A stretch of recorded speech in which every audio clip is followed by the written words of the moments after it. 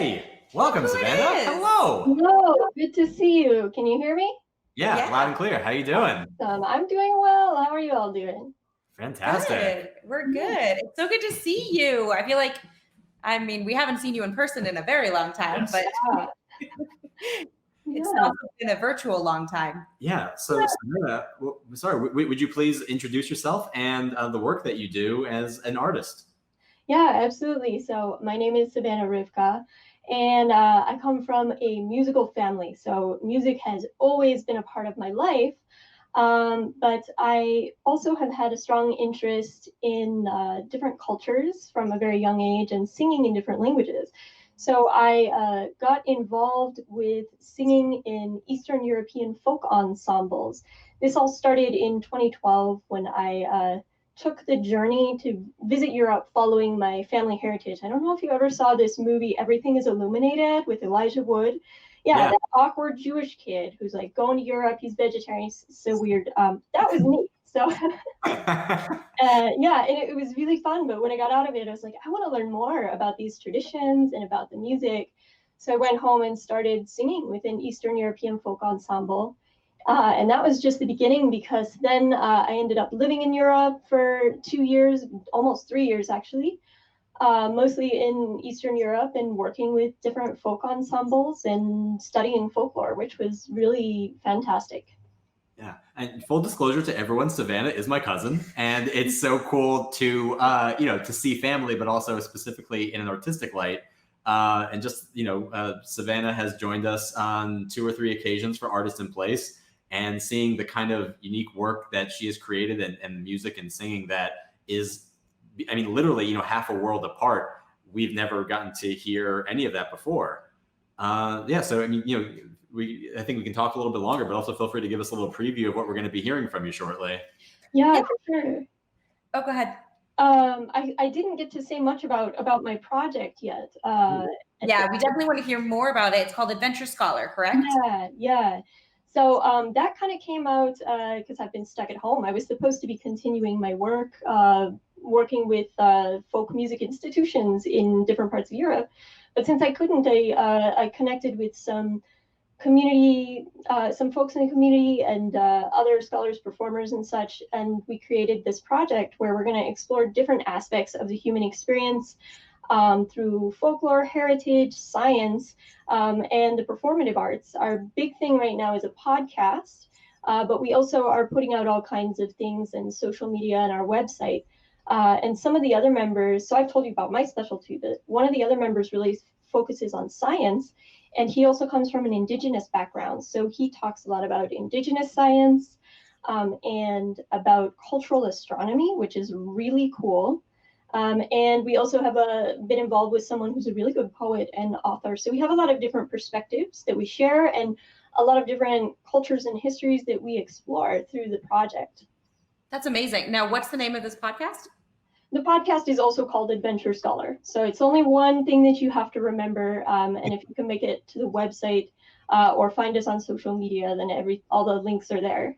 That's smart. That's smart marketing right there. Keep it simple. Easy Keep it breezy. simple. Yeah, and all of this is in the booth that I have up for the festival too. So. Oh, good. That was going to be my next question. I was like, I'm pretty sure we put it in the booth, but I wanted to make sure that it's all there as well. Yeah. And so your background is as a folklorist, correct? Yeah. I went to Estonia, which is a beautiful little country just south of Finland. And I spent 2 years finishing my master's degree studying folkloristics and applied heritage. I spent time working in museums, but because my subject really focused on traditional folk music, that meant that my research was to go sing with choirs and go to festivals and perform and go to concerts. So it was really fun. I guess just on like the personal note of it, like because I know, one of the few things that I do know about like travels around the world is just that you would kind of like pick a destination and figure out a way to be there, to live there and work. What has been like one of the, favorite experiences you've had that is, specifically because you were in a different country that you didn't know?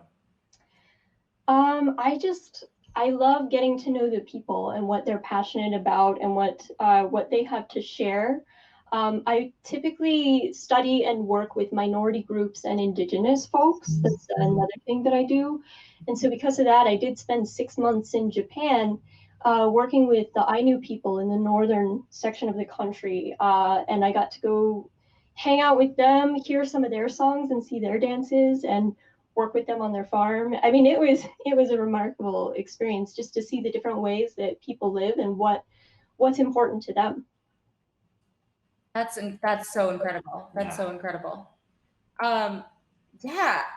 I mean, it's just, I feel like this is such a world and a realm that like I'm not privy to. I don't know. I think we're relatively traveled. I won't say well traveled, but traveled.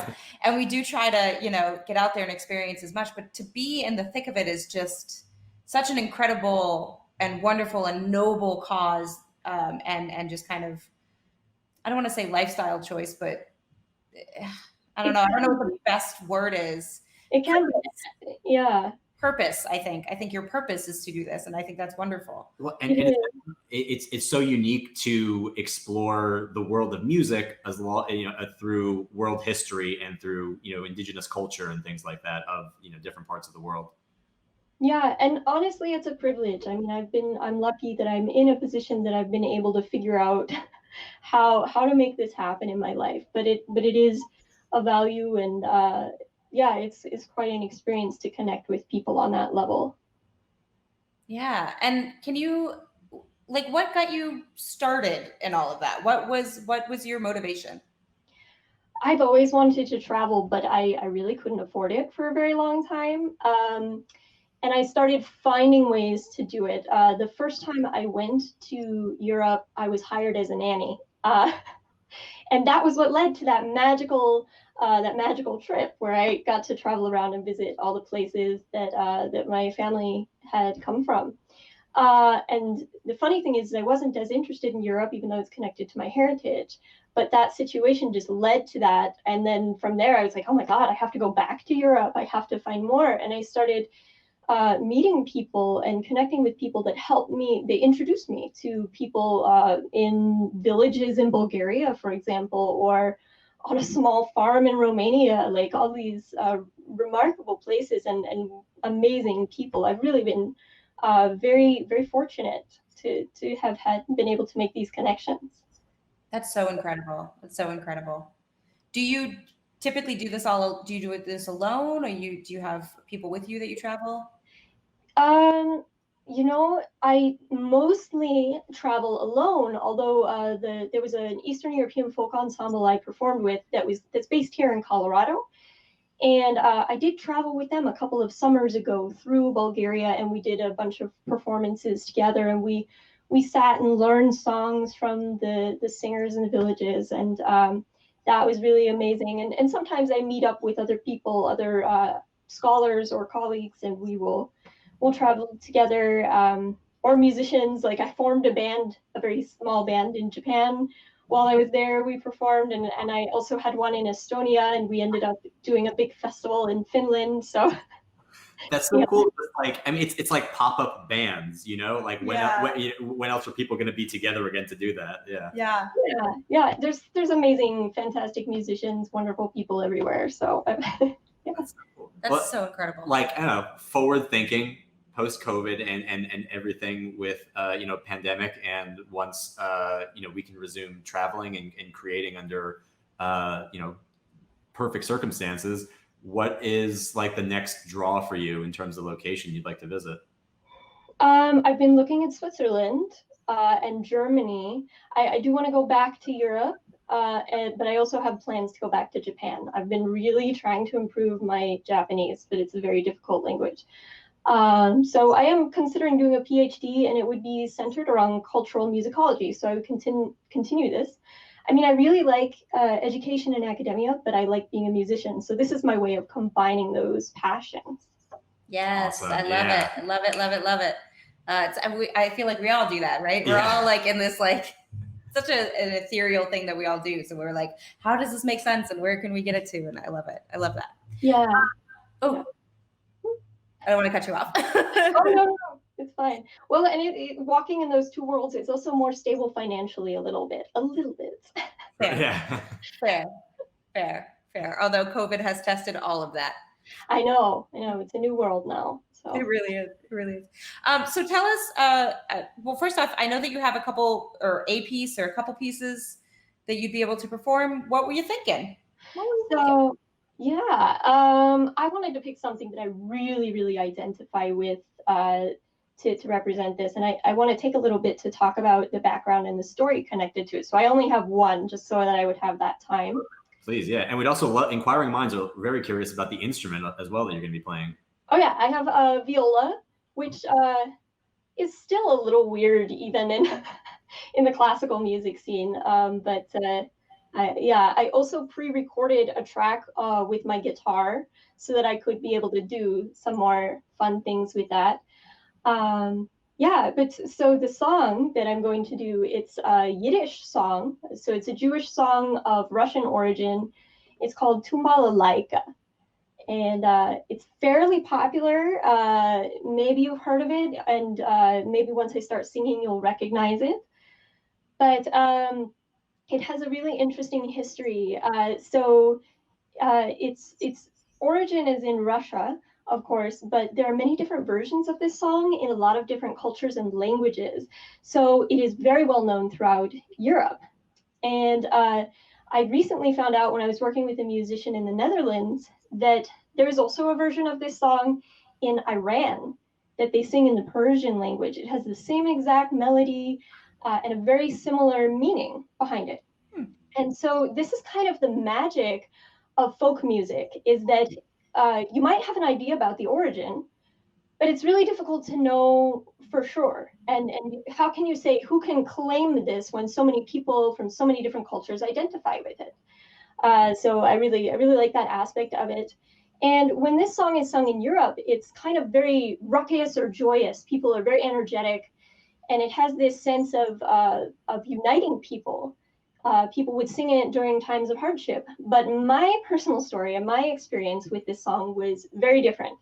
So my grandfather immigrated from southern Poland at the age of 6, and he spoke Yiddish fluently. So he sang this song as a lullaby to his children.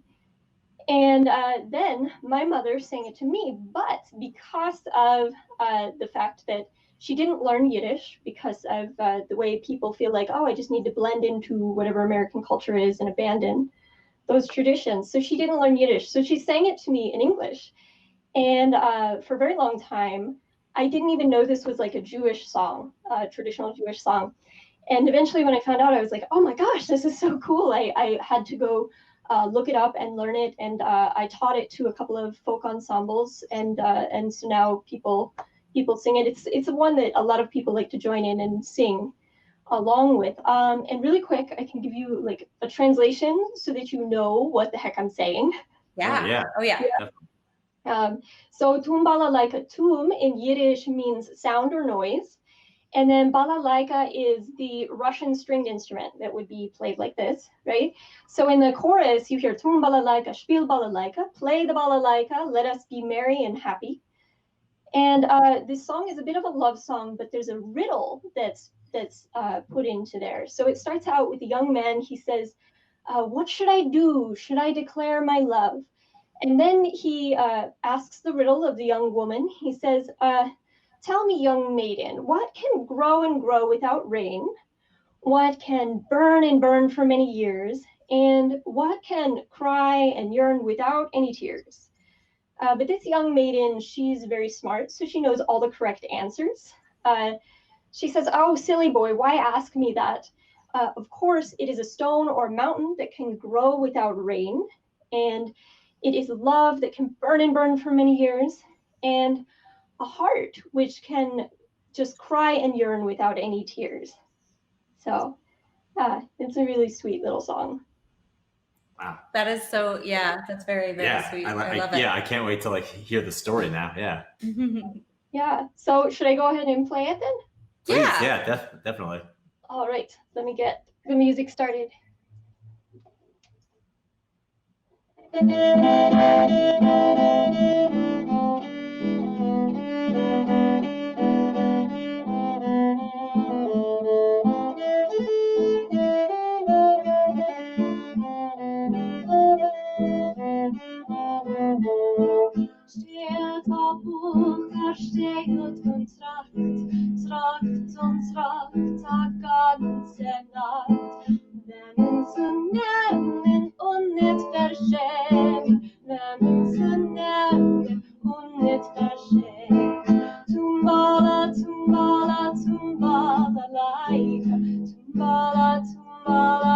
Tumbalalaika, Tumbalalaika, spiel Balalaika, Tumbalalaika, fröhlich zu sein.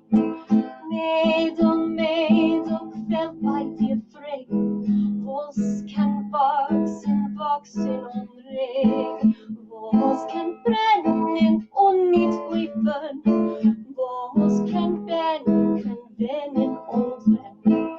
Tumbala, tumbala, tumbalalaika, tumbala, tumbala, tumbalalaika, Tumbalalaika, spiel Balalaika, Tumbalalaika, fröhlich zu sein.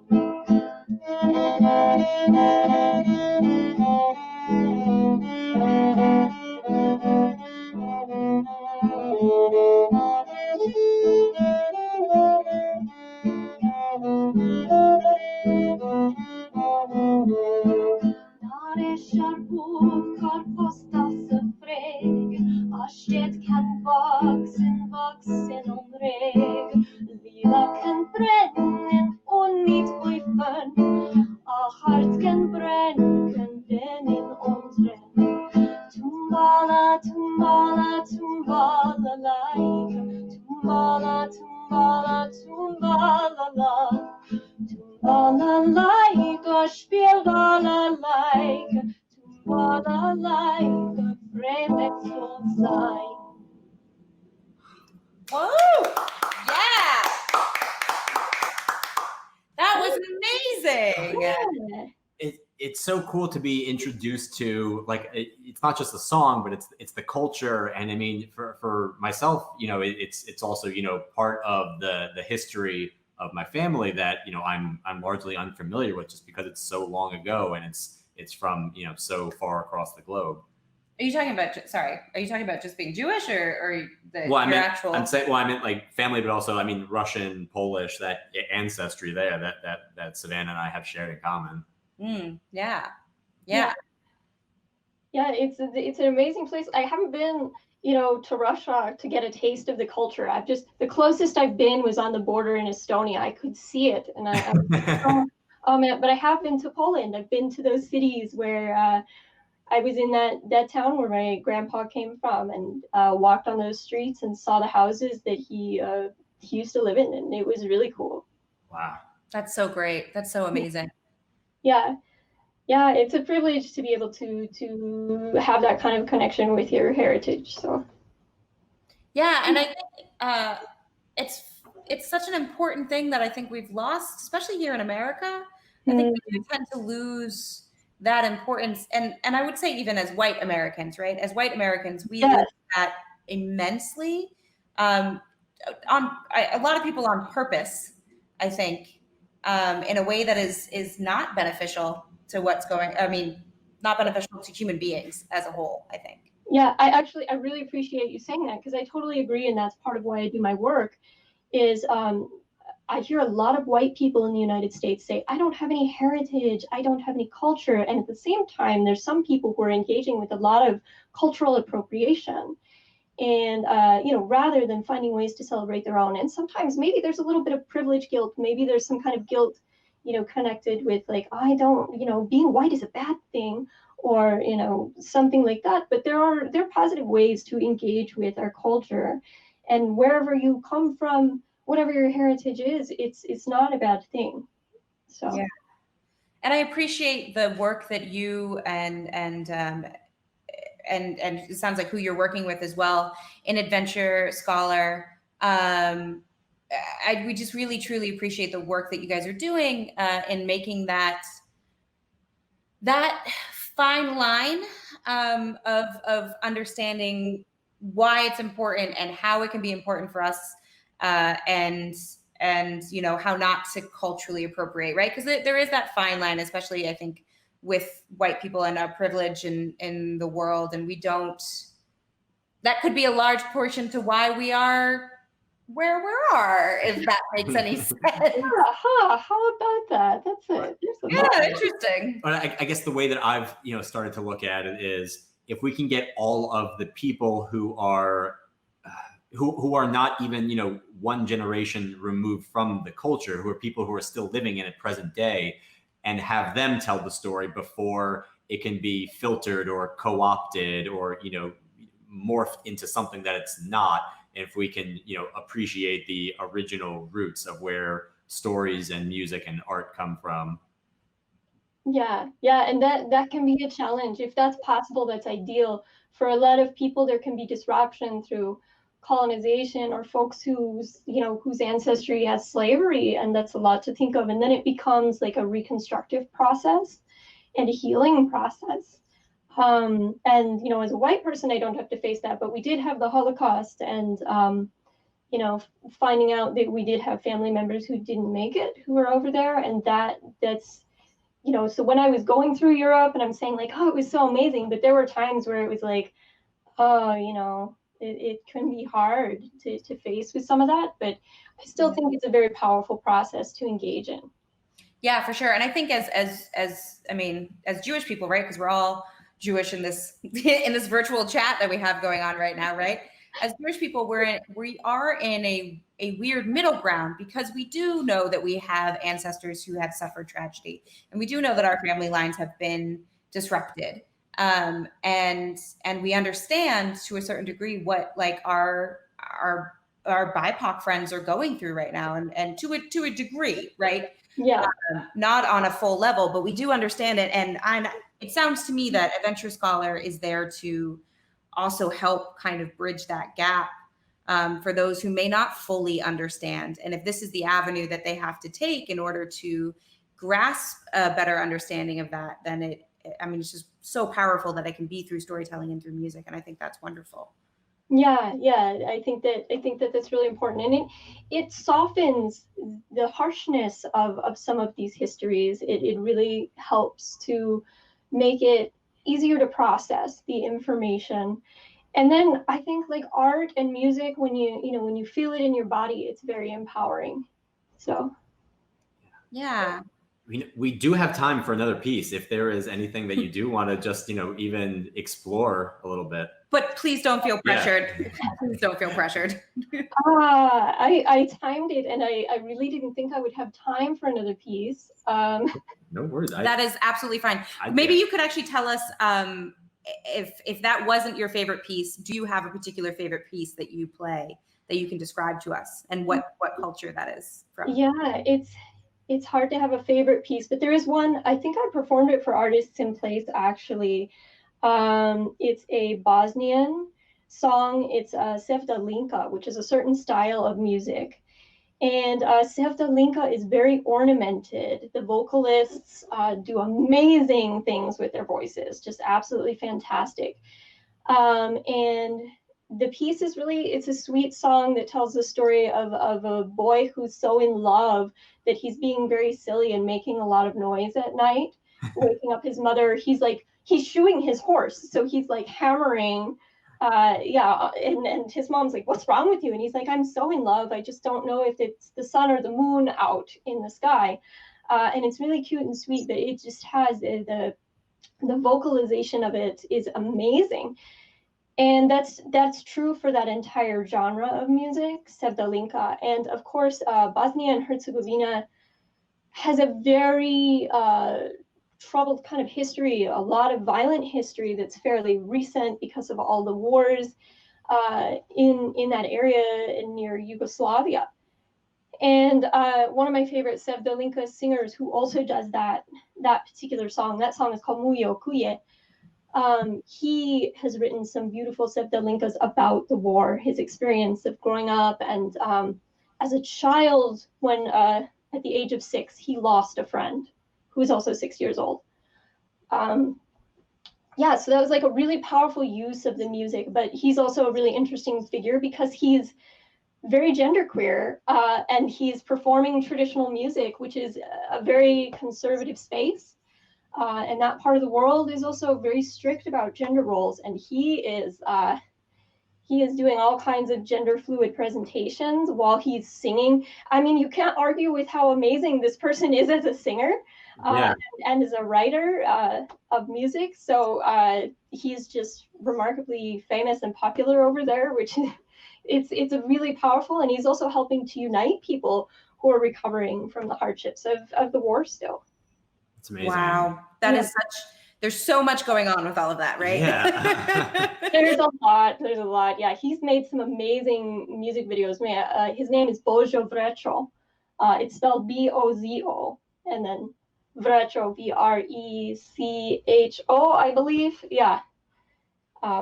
It's a beautiful man with a beard who often wears gowns and dresses while he performs. It's just fantastic. It's amazing. Wow. Yeah. I encourage everyone out there who's watching this right now to check out Adventure Scholar. Check out, I'm going to butcher his name, so I'm going to ask Savannah to repeat that gentleman's name. Vrecho. Yeah. Or that person's name. Yeah. Gender fluid. And yeah, please expand your thinking. Yeah. Expand your thinking. Thank you, Savannah, and thank you to the work you're doing with Adventure Scholar, and hopefully that will be an amazing growing outlet for people to explore and learn their own culture as well as others as well. Yeah, thank you so much. This has been a real treat. Yeah, I think we actually have like just a few minutes left, and I want to ask you, Savannah. Yeah. In your perfect vision of the world post-COVID, what do you hope that the arts can do for it? Man, the arts, that's a place for healing. Absolutely. But it's a place where people can connect. My father, who's also a musician, always said, like, music is a universal language, and even like acting, performance, visual art, these are the universal languages that we have. And, it's a tool that's connected to everyone's spirit and souls. And so, in my ideal vision, I would love to see more people be able to be supported to engage with that, in their own lives and in their communities.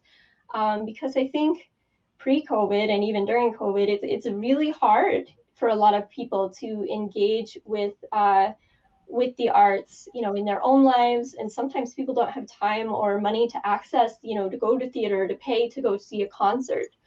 And of course, I would love to be able to provide my art for free, but like, gosh darn capitalism. Yeah, in an ideal world, we can just all engage with art and be the beautiful, happy people that we're meant to be. I love it. I'll drink that Kool-Aid. Yeah, that please, more of that. Yeah. More of that. Well, thank you so much, Savannah. We really appreciate you taking the time out of your day today to connect with us and to help us learn and to expand our minds. We really appreciate it. Yeah, absolutely. Thank you so much. This has been wonderful. And thank you to everyone out there in virtual land. That we are trusting that you're watching. Thank you so much. And we have another artist coming up right after this interview with Savannah.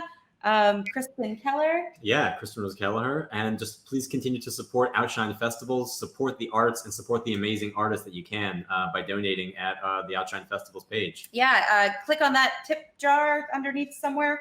I always like when people do this and they're not pointing to the page that's there. Like, where is it? We don't know because it's happening in different worlds. But if you can help us along and tip these artists. You've heard us say it's very important and very crucial. Arts are important. Can't cancel art. All of that good stuff. So help us out and tune in tomorrow as well. Yeah, that's it. That's all we got, I think. Yeah, we love you. That's it. And stay tuned. Bye, Savannah. Thanks so much. Bye. Bye.